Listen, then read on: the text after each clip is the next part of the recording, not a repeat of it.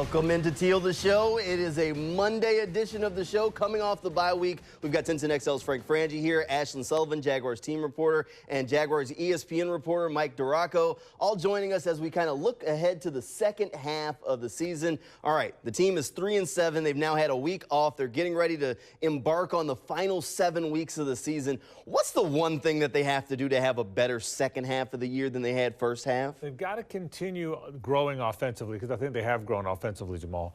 But they've got to fix the defense. The pass rush is the biggest concern I've got for this football team.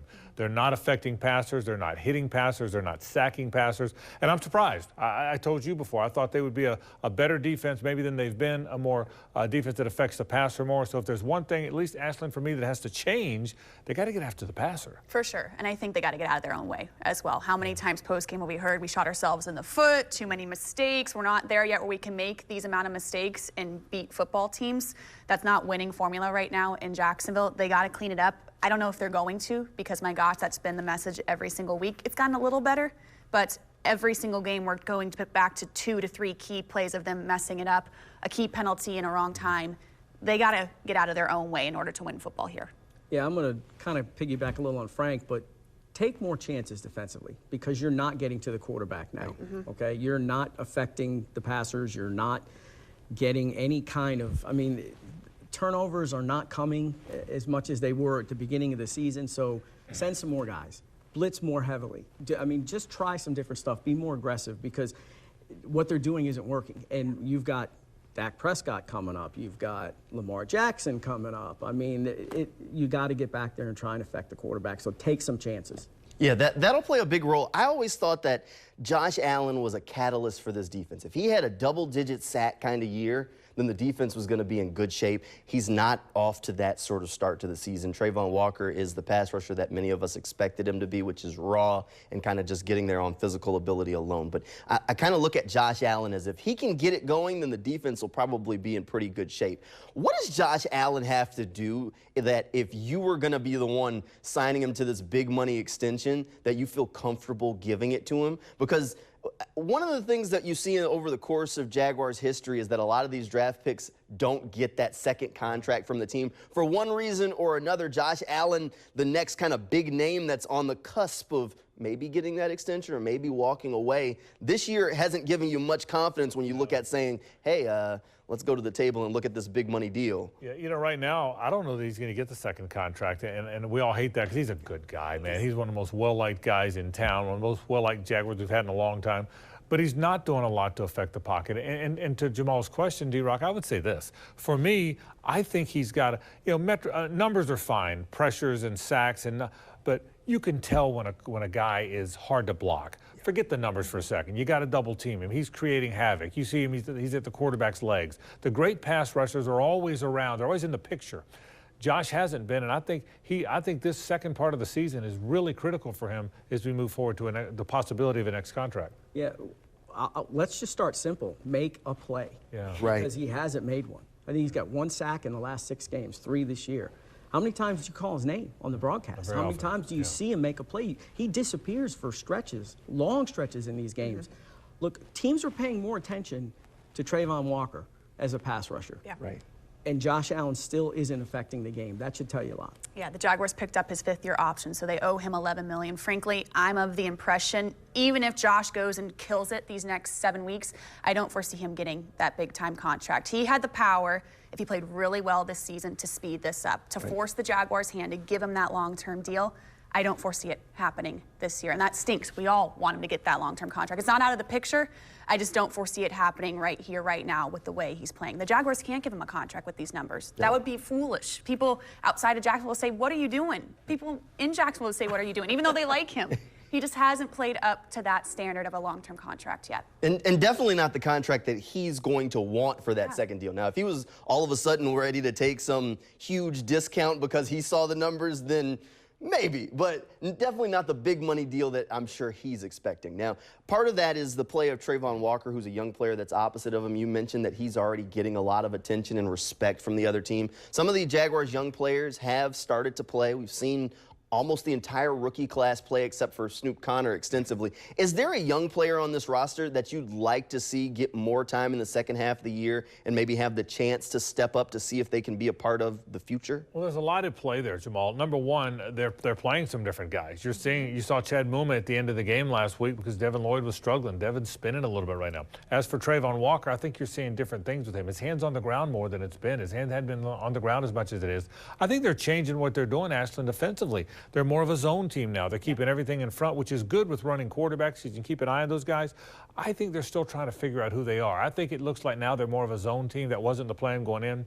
So I think they've got to identify who they are before they start playing more players. Yeah, I mean, you have to have the players to be able to play man covered, and it's pretty clear they found out, okay, we don't have the guys right now to do this, so we have to change what we're doing.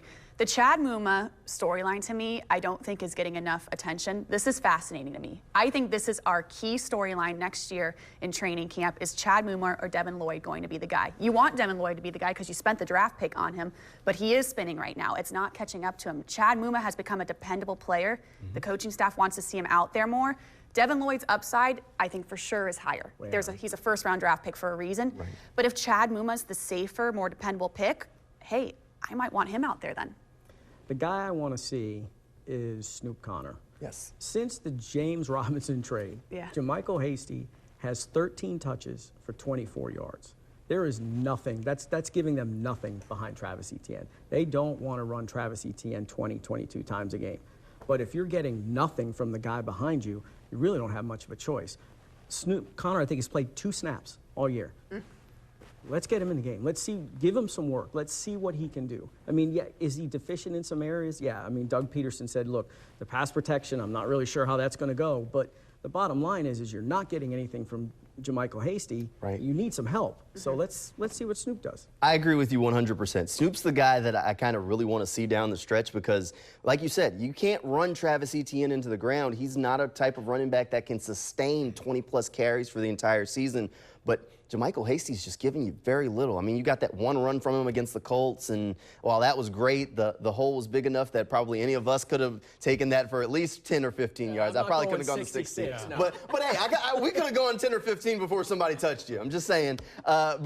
Which that run was great, but you need a little bit more from your backup running back. I mean, you see him out there. He dropped a couple passes we've seen. He's not giving you much in the rushing game. He's not a great pass blocker. You got to get something there so that way you can feel like, okay, Travis, come to the sideline, catch your breath, stretch out with the trainers. We don't need, how can we get Travis back in here? It's 2nd and 10. I know we need him for 3rd down, but we need him now too. And that's what the feeling kind of is right now because Hasty just hasn't got there. Well, here's one thing that's happening. Everything you said is correct, but here's one thing that's happening. You know you got to play other guys. They know they can't run Travis Etienne 28 times like they did a few games ago. They can't, and they know that. They know they've got to play the other guy. But you're also trying to win the game. And so the coach says to himself, we got to get him out. He's going to get beat up. We got to put the other guy in. We got to just put him back in because we're trying to win the game. The game's close. At some point, in fairness to Hasty, they might need to let him have a series. Have the whole series. You get the series, Travis is going to sit. That's what they haven't been able to do. I don't know if Hasty's good or not, D-Rock, but he hasn't had 8, 9, 10 straight plays. If you went and got him and he's your backup running back, you might need to let him have a full series just to see what you got. Well, and let's do the things that he's good at. Yeah. Clearly, he's a speed back, and he's supposed to be really good in space. So let's try and get some stuff out there where he's out on the perimeter, maybe throw him a wide receiver screen. I mean, just ask him to do some things that he does well. And I don't know if running between the tackles is that, but you know, you're right. They have to try and win these games, and Travis gives them the best chance to do it. But if he's on carry 24 3 weeks or 3 games from now for the 3rd consecutive week and the knee starts to get sore, you are in a world of hurt. A world of hurt. That is 100% right. And you know what? I tend to side with what coaches in the NFL think about players, and I trust the 49ers and Kyle Shanahan when it comes to finding running backs because in that Shanahan offense, it feels like any running back can go for 1,000 yards. If they were willing to move on from Hasty, I'm just going to say maybe they saw something that we weren't quite sure of and we didn't see until now. All right, we'll talk a little bit more about winning games down the stretch when Teal the Show returns. That's coming right up. Welcome back into Teal the Show. All right, now it's time to look at the down the stretch, the big picture here. Trevor Lawrence, we know over the first 10 games of the season, when the Jaguars have been good, It's because Trevor Lawrence has played well. And that's any team in the NFL. If their quarterback plays well, you know, typically have a pretty good chance at winning. Trevor Lawrence in his second year, what do you need to see from him down the stretch? Frank, I know you've been firm on this guy while the rest of us may have had questions, but what do you need to see down the stretch from Trevor Lawrence to just close the book on any question marks so that way you can say firmly at the end of the year, he is the guy? Well, more, and it's an easy answer, and it's a cop-out, but right now more of the same, what he's been doing. But I want to see him play free and easy, Jamal. I want to see him play. I want him to take off and run. I want him to talk trash, as D-Rock was talking about earlier. I want to see, even though it was mild trash, I want to see him play. I want to see him loose and free and easy and play backyard football, because I think he's starting to do that. Ashland, I think the interceptions and the bad interceptions are behind him. I think the what in the world was he thinking? I think that plays behind him. I like where he's headed. Yeah, you want consistency, right? And even, I mean, the Jaguars are 3-7 right now for a reason. And you look at this year, and they would have to really crank things out to make it to the playoffs. I know they have to say that. They are saying it. They're speaking into existence. But we all think realistically the Jaguars might win 2 to 3, 4 more games. This whole next 7 weeks is all about Trevor Lawrence. And I think the Chiefs game is a great example of that. Even if they don't win the game, if Trevor Lawrence is going like this at the end of the year, it's a successful year. Here's the thing. They've got 7 games remaining against 5 playoff teams. They play the Titans twice. I mean, I think the Jets are, if the season ended now, the Jets are in. So as crazy as that is, I want to see him put this team on his back in a couple of those games. If they're going to win those games, then it's going to have to be because they outscored the Ravens or they outscored the Cowboys, and Trevor threw 3 touchdowns and no picks and ran for another touchdown. Put the team on his back. And even if they don't win, but he has that performance and they're close, because we know that defense isn't stopping anybody at this point, that to me shows that he's ready to take that next step, and he will be elite. All right, the next player that we kind of want to see down the stretch, maybe start to kind of turn it on, is Trayvon Walker. So far, we've seen things from him out on the field. You see the other team really respecting what he can do. What do you want and kind of need to see from him as a really athletic player to kind of grow into his own, where you say, okay, going into his second year, he's ready to take a jump? You know, his athleticism is crazy. He's a real strong guy, and he seems to be getting closer to the quarterback than anybody else that they have. I need to see some more splash plays. Now, he's been really good. He ran down the tight end, the Raiders tight end, a couple of weeks ago. I mean, just coming from across the formation, it was like, wow. That's what he gives you. But I want to see a couple more splash plays. He had some of that in the beginning of the year. You know, the interception, which was a fantastic story because it was in the wrong place, but he made a heck of a play. That's the best story of the whole season. This guy made a crazy athletic play in the wrong place. And I love Doug told us that, too. He could have just, like, let it slide. He's like, no, he was in the wrong spot. Should have told us that the day he did it, by the way.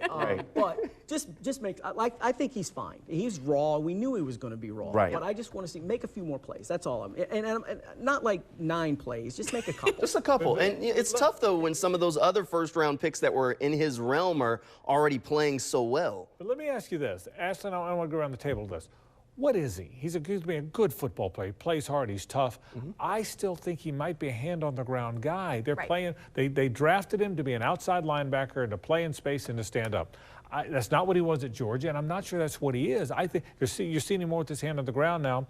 I think he's a down lineman and a very good one, but I'm not sure he's an outside linebacker. And that's why I think we have to stop comparing him to Aiden Hutchinson. My gosh, we get that question every single week. Well, why is he getting the stats and Trayvon isn't? Talking to members of the Jaguars defensive coaching staff, Trayvon is doing very well against the run. He's taking up space. My gosh, just look at him. He could stand there and take up space on the defensive line.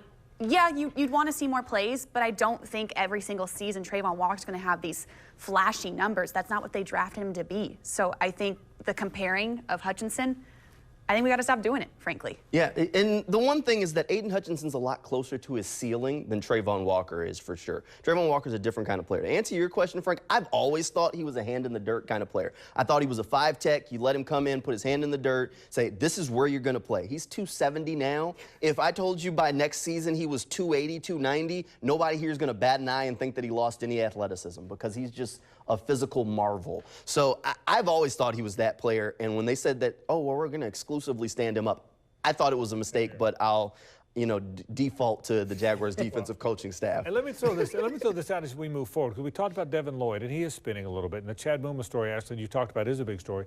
Would it totally shock you? They're trying to figure out where these guys are. Would it totally shock you if we move forward a year or two and Trayvon Walker is part of the 3, not the 4 in the 3-4 defense. He's a 5-tech, which makes you the 3-4 end. Right. And maybe Devin Lloyd's playing outside. Maybe Lloyd's playing out because he was a good pass rusher and everything else at Utah. Yeah. And maybe that's what he needs to be, and Muma plays inside. I think we're still trying to figure that out. Yeah, and you know, I think Mike Caldwell was a pretty smart guy, and they'll realize that. I mean, the one thing when he came in, his thing was we're going to ask the players to do what they do best and not ask them to do things that they don't do really well.